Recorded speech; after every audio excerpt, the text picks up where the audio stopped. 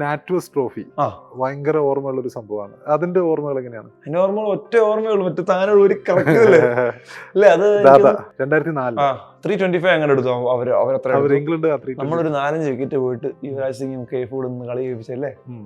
ഉഫ്, അത് ലൈവ് കണ്ടതാ. അത് ലൈവ് കണ്ട, എല്ലാം ഒന്നും ഓർമ്മയില്ലെങ്കിൽ പക്ഷെ ലൈവ് കണ്ടതാ.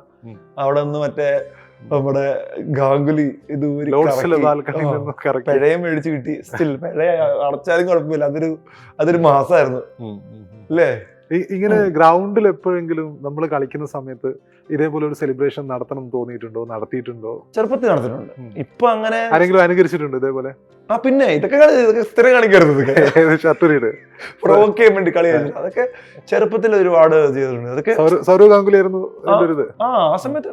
ദാദാ പുള്ളി എന്ന് പറഞ്ഞാൽ എന്ത് ക്യാപ്റ്റൻ ആയിരുന്നു പുള്ളിയൊക്കെ എന്ന് പറഞ്ഞാൽ ഒരു വികാരമായിരുന്നു. പുള്ളി നല്ലൊരു പ്ലെയർ ആയിരുന്നു. അതിന്റെ കൂടെ തന്നെ ഒരു പവർഫുൾ മനുഷ്യനായിട്ട് നമുക്ക് ഫീൽ ചെയ്യുന്നുണ്ടെങ്കിൽ അവിടെ എന്തായിരുന്നു ന്യൂസ് വരുന്നത് മാത്രമല്ല, പുള്ളി ഗ്രൗണ്ടിൽ നിൽക്കുന്നത് തന്നെ അറിയാം.